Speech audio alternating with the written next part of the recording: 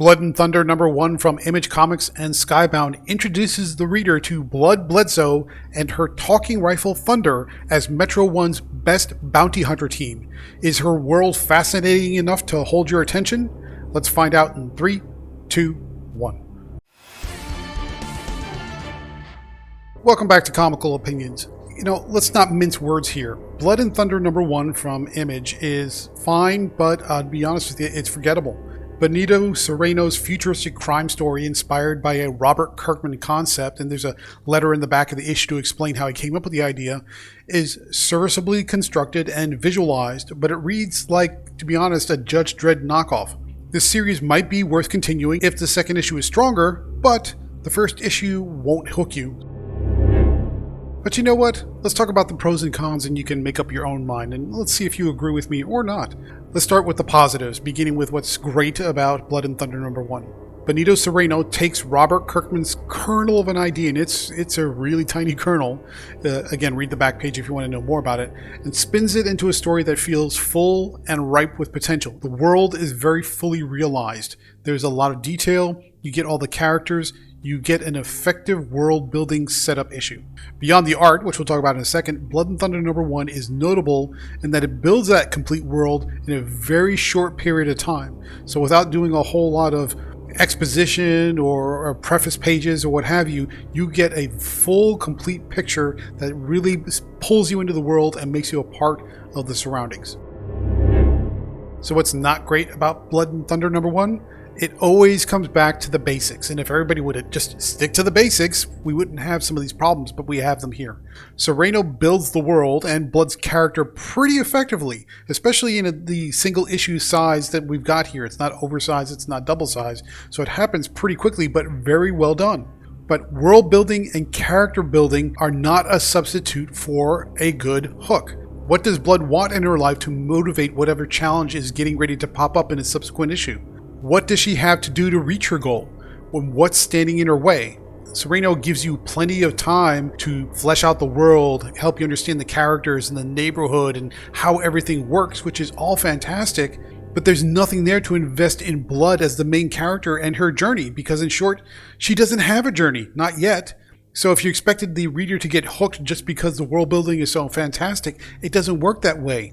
Hooks are based upon the emotional connection you have with the character's journey. If there is no journey, there's nothing to grab onto, and that's the problem you have here. Alright, let's switch gears and talk about the art. We have E.J. Su, and the artist's name is, I'm going to try this, I'm not sure if I'm going to say this right, Masasik, I think. They're the bright spot of this issue. They're the bright spot because the world is so detailed. You get this semi-dystopian kind of future environment. The city is built around a floating asteroid or a meteor. So everything is self-contained. Everything is multi-layered. You've got these concepts of the upper levels or the elite class. The lower levels are the poor and the downtrodden. And the whole thing feels very cohesive, very organic, very much part of a greater whole. So you get all the classic sci-fi elements such as aliens and flying cars, and you have a distinctive visual style. There aren't a lot of wow moments in the issue, to be frank, but that's because the script doesn't really call for it. So even though the script may not give you that big punch that you're looking for, the art does its best to make up for it by giving you lots of detailed visuals that really draw your attention. Alright, that's the critique, so here's the plot. At a different time and place, we don't know exactly when or where, but we know it's somewhere in space in the future, we get acquainted with Metro One, which stands out as a multi-level city built on top of an asteroid. The city's elites live in the upper levels, everything is bright and sunny, all the streets are clean and the weather is perfectly controlled. The lower levels contain the poorest and the worst citizens Metro One has to offer. That's where all the criminals go, that's where all the homeless people go, and then when it rains on the upper levels, everything washes downhill. So you can imagine that it's filthy and stinks. The lower you go, the worse the city gets. After a brief sort of preface, series of scenes where you follow this upper elite class guy coming down to the lower levels looking for a prostitute. We bump into Akeldama, I think is how you say her name. She's known as Blood because of her blood red hair, Bledsoe, and her AI-enhanced rifle, Thunder. They are chasing down a perp by the name of Herp, so he's Herp the Perp. Blood is Metro One's best bounty hunter, so Herp doesn't really stand a chance. Eventually, Blood gets Thunder to cooperate by asking for a non-lethal ordinance to bring Herp down. Thunder, even though it's responsive to commands, doesn't really want to do lethal stuff, and she has to sweet-talk it a little bit.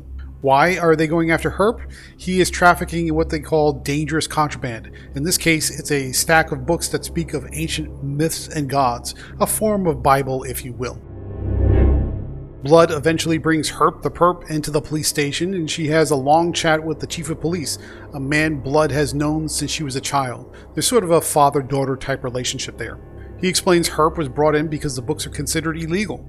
Before Blood leaves, she steals one of the books because she's curious about the description of talks of gods and myths and ancient legends. The issue ends with a tentacled prisoner aboard Metro One's orbiting prison ship escaping its cell.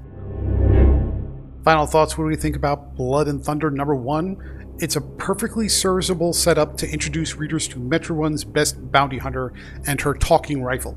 Benito Cereno's script, based on a Robert Kirkman idea, miraculously fleshes out an entire world in a single issue, and the art team's visuals are, to be frank, the highlight of the issue. That said, world building is no substitute for a strong hook, so this issue fails to grab you. It's okay, but you're not going to be excited by anything that happens in here. Therefore, Blood and Thunder number 1 from Image Comics and Skybound earns a 6 out of 10.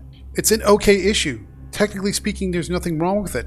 It just lacks the emotional connection, it lacks the heart, it lacks the hook that's going to draw you in and make you care about who Blood is and what she's after, because the creators don't give you that.